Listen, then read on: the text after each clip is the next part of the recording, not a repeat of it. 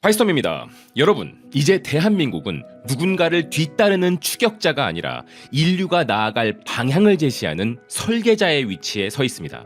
좀 과장된 표현인 것 같다고 느껴지십니까? 하지만 이미 객관적인 지표들이 우리의 달라진 엔진 출력을 증명하고 있습니다. 미국의 US 뉴스가 발표한 전 세계 강대국 순위 보고서를 함께 보실까요? 기사는 이렇게 보도했습니다. 대한민국은 미국, 중국, 러시아, 영국, 독일에 이어 당당히 세계 6대 강국에 이름을 올렸다. 주목할 점은 우리 대한민국이 그토록 견고해 보였던 프랑스와 일본마저 밀어내고 당당히 6위를 차지했다는 사실입니다. 그러니까 이번에도 우리가 사실 G7의 초대를 받았지만 우리는 그 자리에 더 이상 초대를 받아야 할 존재가 아니라 이제는 당연히 그 자리에 있어야 할 국가가 된 것이죠. 물론 통계의 방식에 따라 순위는 조금씩 요동칠 수 있겠습니다만 한 가지 변하지 않는 진실은 대한민국이 이제 GDP와 군사력 그리고 국제적 영향력이 기준이 되는 거대한 체급 싸움에서 세계 최상위권의 헤비급 챔피언으로 공인받았다는 점입니다. 하지만 여러분, 이런 차가운 데이터보다 더 소름 돋는 변화는 실제 현장에서 벌어지고 있습니다. 대한민국이 단순히 부유한 국가를 넘어 전 세계가 반드시 정독해야 할 국가 경영의 참고서가 된 것입니다. 기사가 전한 핵심은 이것입니다. 이제 전 세계 선진국들 사이에서 한국을 배우자는 목소리가 커지고 있다. 과거엔 우리가 선진국들의 뒷모습을 보며 공부하기 바빴는데 이제는 그들이 우리의 모습을 보며 노트 정리를 하고 있습니다. 심지어 우리보다 앞선 순위에 이름을 올린 국가들조차 서울행 비행기에 몸을 싣고 있죠. 과연 그 거물들이 한국 땅을 밟고 무엇을 목격했기에 이토록 각성하게 된 것일까요? 지금부터 그 경이로운 현장 속으로 여러분을 안내하겠습니다. 자, 그럼 먼저 우리 대한민국의 지혜를 배우러 온 첫 번째 손님, 독일의 높으신 정치가분들과 경제 대표들이 한국에서 겪은 충격을 확인해 볼까요? 독일하면 여러분은 뭐가 가장 먼저 떠오르십니까? 사실 열이면 열, 우리나라 도로에 국산 차들만큼 많이 돌아다니는 벤츠, BMW, 아우디, 포르쉐, 폭스바겐, 즉 자동차를 떠올리실 것 같은데요. 그런데 말입니다. 그 자동차의 종가이자 벤츠와 포르쉐의 고향으로 잘 알려진 독일 자동차 산업의 심장부 바덴비르텐베르크주의 대표단이 단체로 한국을 찾았습니다. 아니, 벤츠 고위 관계자들과 주정부 교통부 장관이 한국까지 왜 왔을까요? 관광하러 왔을까요? 아닙니다. 이들의 목적은 단 하나, 대한민국의 미래 교통 시스템에서 한 수 배우기 위해서였습니다. 독일의 공공행정 전문 매체 슈타츠 안 차이거는 이렇게 보도했는데요. 독일 대표단은 한국의 거침없는 자율주행 테스트 환경을 학습하기 위해 서울을 방문했다. 기사는 아주 이례적인 표현을 썼습니다. 한국의 시스템을 우회 없는 자율주행이라 정의했는데요. 사실 독일 대표단은 이번에 한국과 일본을 동시에 방문했습니다. 하지만 그들이 일본에서 느낀 지루함과는 달리 한국에서는 완전히 다른 차원의 충격을 받았다고 합니다. 기사가 전한 현지 대표단의 반응은 이렇습니다. 한국은 자율주행을 긴 승인 절차로 막는 대신 명확한 규정을 통해 혁신의 속도를 보장하고 있었다. 윈프리드 헤르만 주 교통부 장관이 이끄는 이 거물급 대표단은 서울 도심 한복판에서 문자 그대로 기겁했습니다. 그들이 본 서울은 단순히 큰 도시가 아니라 속도와 실용주의 그리고 AI 혁신이 유기적으로 결합된 하나의 미래 실험실이었기 때문이죠. 동행한 매체의 편집자는 아예 대놓고 이렇게 선언했습니다. 이제 독일은 한국으로부터 무엇을 배울 수 있는지 진지하게 고민해야 한다. 자존심 강하기로 유명한 독일인들이 그것도 자동차 분야에서 우리에게 한 수 가르쳐달라며 고개를 숙인 것입니다. 자, 그럼 독일인들이 큰 충격을 받은 그 구체적인 현장으로 더 깊이 들어가 볼까요? 독일 대표단이 서울 한복판에 위치한 거대한 인공지능 창업의 요람 AI 허브에 발을 들이는 순간 현장의 공기는 완전히 바뀌었습니다. 기사는 그들이 놀라움을 감추지 못했다고 전했는데요. 기사는 당시의 현장 분위기를 이렇게 전했습니다. 높게 솟은 기둥과 벽면의 거대한 모니터에는 최신의 기술 혁신들이 실시간으로 요동치고 있었다. 그리고 이미 이곳에만 약 4,500억 원이 투입되었고 126개의 혁신 기업들이 이곳 서울에서 탄생했다는 사실에 독일인들은 압도당했습니다. 그런데 여러분, 더 놀라운 사실이 있습니다. 이들이 방문한 시점은 공교롭게도 한국의 비상계엄령이 선포된 이후로서 거리 곳곳이 어수선하고 시위가 벌어지던 긴박한 상황이었습니다. 하지만 기사는 아주 흥미로운 대조를 보여줍니다. 기사는 서울의 이중적인 활력을 이렇게 묘사했습니다. 바깥의 정치적 갈등과 무관하게 AI 허브 내부는 자율주행과 배터리 재활용 등 미래에만 몰두하고 있었다. 정치적 격동기조차 뚫고 나가는 이 무서운 기술 집착증, 이것이 바로 한국의 저력인 것이죠. 반면 이들이 한국에 오기 전 들렀던 일본의 풍경은 어땠을까요? 독일 대표단의 평가는 그야말로 사망 선고에 가까웠습니다. 일본은 과거의 성공에 안주하며 정체되어 있었고 대기업의 경직된 구조가 혁신을 가로막고 있었다. 도요타가 하이브리드 엔진 성공에 취해 있는 사이 일본의 자율주행 차들은 여전히 실험실 안에서 먼지만 쌓이고 있었다는 겁니다.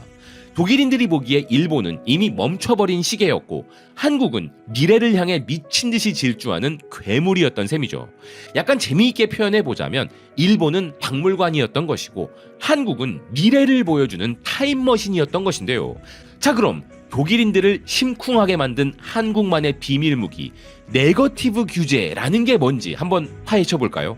여러분, 독일인들이 한국에 와서 가장 충격을 받은 부분이 뭐였을 것 같습니까? 네, 바로 그 유명한 빨리빨리입니다. 그런데 이게 단순히 성격 급한 문제가 아니라 국가의 법체계 시스템 자체가 이 속도를 위해 설계되어 있다는 사실에 그들은 전율했다고 합니다. 기사는 한국과 일본의 결정적 차이를 이렇게 짚었습니다. 일본이 완벽함에 집착하며 멈춰서 있는 동안 한국은 빠르게, 더 빠르게 정신으로 일단 시도하고 본다. 여기서 핵심이 바로 네거티브 규제입니다. 이게 무슨 뜻이냐? 법으로 딱 금지한 것만 아니면 그 외의 모든 것은 일단 다 해봐도 된다는 뜻입니다. 기사는 한국의 파격적인 법 적용 방식을 이렇게 묘사했습니다.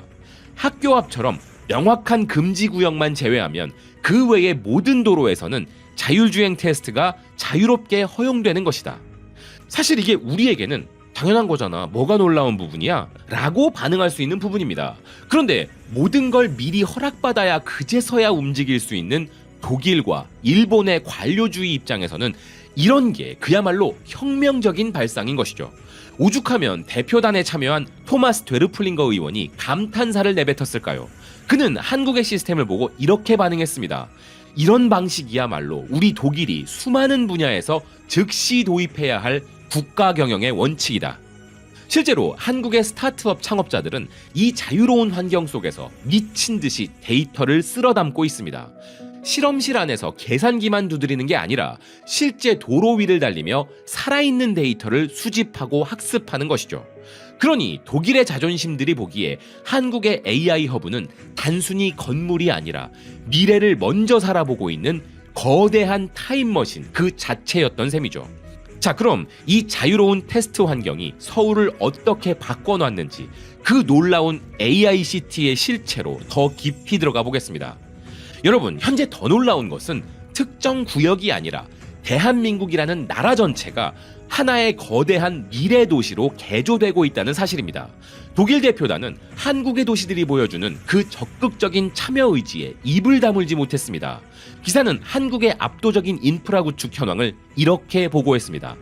이미 한국의 40개 도시가 테스트지구로 지정되었고 5,000km에 달하는 44개 고속도로가 실험실로 변했다.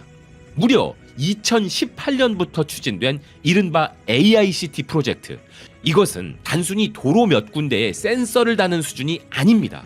도로 전체를 하나의 지능형 테스트베드로 활용하는 인류 역사상 전례 없는 실험이죠. 그래서 이 무시무시한 속도와 인프라 덕분에 이제는 한국의 스타트업들이 독일의 자존심 메르세데스 벤츠와 대등한 협력 관계를 맺는 일까지 벌어지고 있다고 기사는 전하고 있었는데요. 기사는 한국의 도로 위에서 이미 벌어지고 있는 지금의 현실을 이렇게 묘사했습니다. 서울의 밤은 호출형 로보택시가 누비고 아침은 자동 운행버스가 시민들을 실어 나르고 있다. 우리가 실험실에서 이론만 따질 때 한국은 이미 시민들의 일상 속에 미래를 배달하고 있었다. 이것이 실제 그들의 고백입니다, 여러분. 이런 게 바로 대한민국이 설계한 압도적 격차의 실체인 것이죠. 그런데 이 미래형 도시 서울이 어떻게 노인 문제와 환경 문제까지 전부 해결하고 있는지 더 놀라운 이야기로 넘어가 보겠습니다. 여러분, 이번 대표단에는 독일에서 25년 넘게 기업을 운영해온 베테랑 중의 베테랑 블렌드 맨엑스의 대표도 함께했습니다. 그는 서울의 거리를 지켜보며 깊은 상념에 빠졌죠. 그리고는 가슴 벅찬 목소리로 이렇게 고백했다고 합니다. 우리가 꿈꾸던 노인들을 위한 마지막 100m, 즉 자율주행 미니버스 모델이 서울에선 이미 일상이 되어 있었다. 독일이 수년째 머리를 맞대고 고민하던 교통복지의 난제를 서울은 이미 인공지능과 자율주행으로 해결하고 있었던 것입니다. 그러니 그들에게 서울은 더 이상 방문지가 아니라 자신들이 도달해야 할 목표지가 된 것이죠. 뿐만 아닙니다. 서울의 AI 허브는 이제 자동차의 심장, 즉 배터리 재활용 기술까지 집어삼키고 있습니다. 기사는 한국의 새로운 비즈니스 모델에 대해 이렇게 전했습니다. 서울은 배터리 재활용 기술을 세계적 수준으로 발전시켰으며 이는 독일 슈투트가르트 인근 공장에서도 주목할 만큼 거대한 잠재력을 지녔다. 모든 일정을 마친 독일 대표단은 일본과는 비교도 할 수 없는 만족감을 표하며 마지막 돌직구를 던졌다고 하는데요. 그들의 평가는 명확했습니다. 일본은 정체되었고 한국은 그 어느 나라보다 역동적이고 실험적이다. 우리도 많은 진전을 이루고 있지만 한국 앞에서는 단 몇 년만 쉬어도 영원히 뒤처질 것이다. 여러분, 정말 흥미로운 광경 아닙니까? 벤츠와 포르쉐를 만드는 그 깐깐한 독일인들이 한국의 신진 기술에 감탄하며 각성의 계기를 얻고 우리는 한국을 더 경계해야 한다라면서 우리에게 뒤처질까봐 전전긍긍하는 모습 말이죠. 이는 우리 정부가 추진해온 규제가 혁신을 막아서는 안 된다는 그 기조가 얼마나 정확하게 세계적 흐름의 전곡을 찔렀는지를 보여주는 명백한 증거이기도 합니다. 그런데 말입니다. 이런 차분하고 이성적인 독일인들이 한국의 기술에 놀랐다면 또 다른 유럽의 선진국, 정열의 나라 스페인에서는 한국의 시민의식을 보고 깊은 한숨을 내쉬었다고 합니다. 스페인의 전국구 라디오 매체인 코페의 빅토르 나바로 기자가 FC 바르셀로나의 아시아 투어를 따라 서울에 도착했을 때 겪은 일인데요. 그는 서울의 화려한 빌딩 숲이나 거대한 도시 규모에 놀라기 전에 아주 사소한 것에서 그야말로 문화적 멘붕에 빠졌습니다. 바로 서울의 신호등 때문이었죠. 바르셀로나 선수단을 따라 서울에 입성한 나바로 기자의 눈에 비친 서울은 단순히 빌딩 숲 그 이상이었습니다.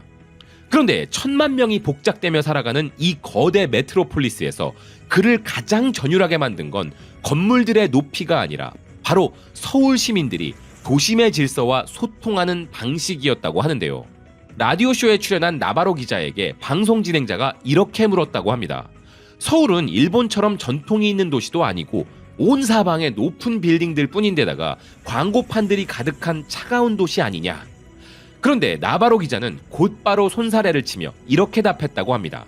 그가 집중한 것은 경이로운 신호등의 기적이었는데요. 서울의 거대한 신호등은 보행자가 5분이나 기다려야 하는 철저히 자동차 위주의 시스템이었다.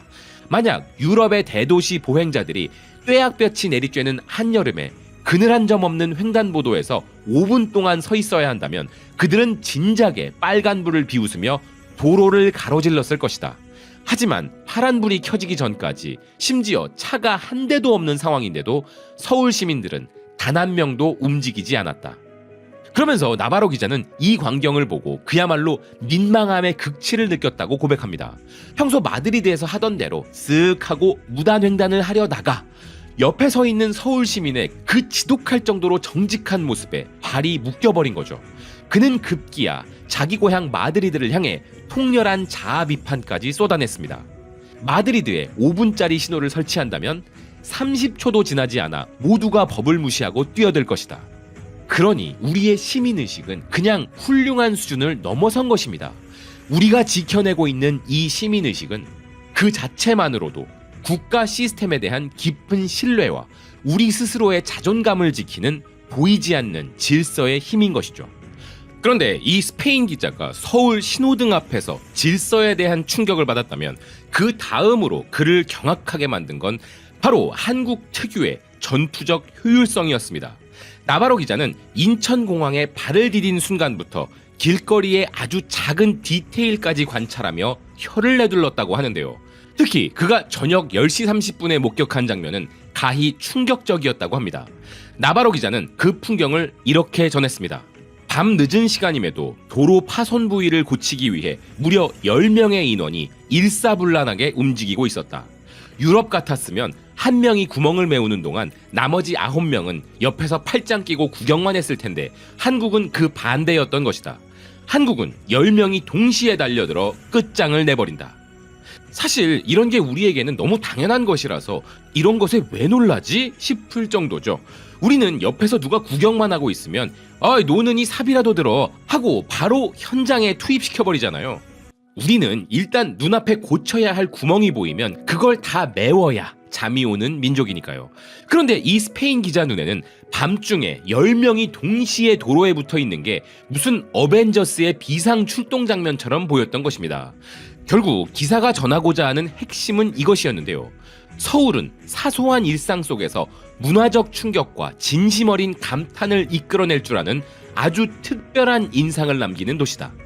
화려한 네온 사인 뒤에 숨겨진 한국인들의 지독한 성실함과 효율성, 이것이 바로 유럽의 선진국 기자가 무릎 꿇게 만든 진짜 K 디테일의 힘이었던 것이죠.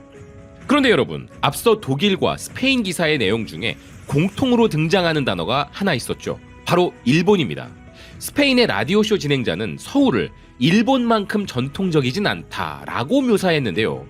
이건 사실 우리가 기분 나쁘다기보다는 그 진행자가 오해하고 있는 부분이죠.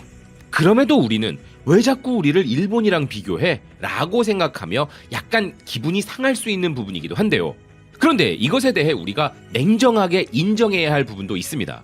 여전히 서구권 사람들에게 동아시아 하면 가장 먼저 일본을 떠올리는 경우가 많다는 사실이 그것입니다. 그러니 그들에게 일본은 동양을 이해하는 가장 익숙한 척도인 셈이죠. 하지만 여러분, 바로 여기서 우리 대한민국의 진짜 저력이 드러납니다. 그들이 그토록 우수하다고 믿었던 일본이라는 기준을 가지고 한국에 왔다가 오히려 한국에서 그 기준을 압도하는 무언가를 발견하기 시작했다는 점 때문입니다. 기사들이 공통적으로 시사하는 바는 명확합니다. 유럽인들은 이제 일본이라는 거울을 통해 한국을 보다가 결국 그 거울보다 더 크고 빛나는 한국의 실체를 목격하고 있다. 얼마 전까지만 해도 일본이 우리보다 한참 앞서 나가고 있던 게 사실입니다. 하지만 지금 유럽의 지성들이 느끼는 감정은 공포에 가깝습니다. 우리가 알던 일본보다 한국이 훨씬 더 역동적이고 빠르다라는 그들의 고백. 그러니 이제 동아시아의 주인공 자리가 바뀌는 것은 더 이상 먼 미래의 이야기가 아니라 이미 벌어지고 있는 현재 진행형의 사건인 것이죠. 근데 오늘 독일의 자율주행 반응부터 스페인의 신호등에 대한 반응까지 이야기하다 보니 본의 아니게 교통 특집이 되어버렸네요. 자, 그럼 이 흐름을 타고 이번엔 패션과 예술 그리고 럭셔리 슈퍼카의 나라 이탈리아로 가보겠습니다. 이탈리아의 라이프스타일 매체 투토 노티지에가 한국을 방문한 이탈리아 커플의 아주 생생한 문화 충격 리포트를 보도했습니다. 그런데 이들이 감탄한 것은 명품 쇼핑이나 고궁 관람이 아니었습니다. 그건 바로 우리가 흔히 타는 버스였죠. 기사는 이탈리아 커플이 겪은 반전을 이렇게 묘사했습니다. 한국의 버스 시스템은 저렴한 가격으로 항공기 프리미엄급 경험을 선사하며 유럽인들을 압도했다. 게다가 이 기사는 한국이 단순히 풍경이 아름답거나 음식이 맛있는 나라를 넘어섰다고 극찬했는데요. 매체가 전한 한국의 진짜 경쟁력은 이것입니다. 인프라와 기술 혁신의 선두주자인 한국은 특히 공공 서비스의 효율성에서 세계를 끊임없이 놀라게 한다. 우리에겐 너무나도 당연한 버스 한 대에도 유럽인들이 경외심을 느낄 만큼 지독한 효율성과 사용자 중심의 철학이 녹아있다는 사실, 이게 바로 이탈리아인들마저 한국 버스에 감동을 받은 진짜 이유인 것입니다. 실제로 이탈리아 커플을 경악하게 만든 한국 버스의 실체, 과연 어느 정도였을까요? 그들은 우리가 지방 갈 때 흔히 타는 그 우등 버스를 보고 입을 다물지 못했습니다. 그들은 한국 버스의 내부를 이렇게 묘사했다고 하는데요.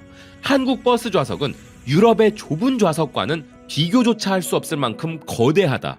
좌석이 전동으로 부드럽게 뉘어지는 것은 기본이고 발 받침대에 프라이버시 커튼, 개인 테이블, USB 포트는 물론 심지어 항공기처럼 개인 전용 모니터까지 달려있는 걸 보고 우린 비명을 질렀다. 이건 이동이 아니라 하나의 몰입형 휴식이다. 그런데 그들이 더 기가 막히다고 한 건 가격이었습니다. 이 모든 황제급 서비스를 누리는 비용이 단돈 20유로, 즉 우리 돈으로 고작 3만 원 수준이라는 사실에 그들은 항복을 선언했습니다. 기사는 이탈리아 교통 시스템과의 처참한 격차를 이렇게 꼬집었습니다. 이건 이탈리아 교통 시스템에서는 꿈도 꿀 수 없는 가격과 품질이며 두 나라의 인프라 격차는 이제 비교 자체가 불가능한 수준이다. 여러분, 이게 바로 대한민국 공공 서비스의 품격입니다.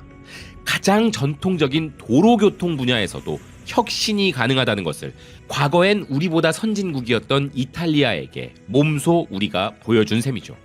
그러니 이탈리아의 시선에서 본 한국은 인간 존엄에 대한 접근 방식 자체가 다른 나라였습니다. 투토 노티지에는 한국 사회의 철학에 대해 이렇게 단언했습니다. 한국에서 승객의 편안함은 당연한 권리이지만 다른 국가들에선 여전히 비싼 대가를 치러야 하는 사치이다. 오늘 우리가 살펴본 유럽의 시각들을 한 줄로 요약하자면 이렇습니다. 독일에게 한국은 혁신의 실험장이었고 스페인에게 한국은 고결한 질서의 모델이었으며 이탈리아에게 한국은 일상 자체가 프리미엄인 사회였다는 것이죠. 유럽인들이 한국에 오면 여긴 모든 게 왜 이렇게 빨라? 라며 한숨 섞인 부러움을 내뱉는 이유 이제 아시겠죠? 그들 눈에 비친 한국은 이미 미래라는 트랙에서 독주하고 있는 괴물이었던 셈이죠. 이제 한국은 단순히 숫자로 측정되는 경쟁력을 넘어섰습니다. GDP나 군사력보다 더 무서운 힘, 즉 해외 사람들이 피부로 느끼는 국가의 압도적 수준에서 이미 세계 최상위권에 안착했다는 평가를 받고 있습니다. 하지만 여러분, 우리가 여기서 멈춰선 안 되는 이유 역시 독일 대표단이 남긴 서늘한 경고 속에 들어있었죠. 한국의 이 속도 앞에서 단 몇 년만 쉬어도 우리는 영원히 뒤처지게 될 것이다. 대한민국이 지금까지 이룬 것들이 놀랍지만 아직도 우리는 어딘가에 이미 도착한 나라가 아닙니다. 세계의 지성들이 극찬하는 그 놀라운 속도를 끝까지 유지하고 증명해야 하는 나라인 것이죠. 규제 혁신도, 기술 진보도, 시민의식도 우리가 가진 최고의 무기인 속도가 뒷받침될 때 비로소 완성됩니다. 그러니 그 속도를 멈추지 않는 한 한국은 머지않아 전 세계가 따라야 할 새로운 인류의 기준으로 자리 잡게 될 것입니다. 해외 매체들이 한국을 보며 느끼는 그 경외심이 곧 여러분의 자부심이 되길 바랍니다. 시청해 주셔서 고맙습니다. 또 뵙겠습니다.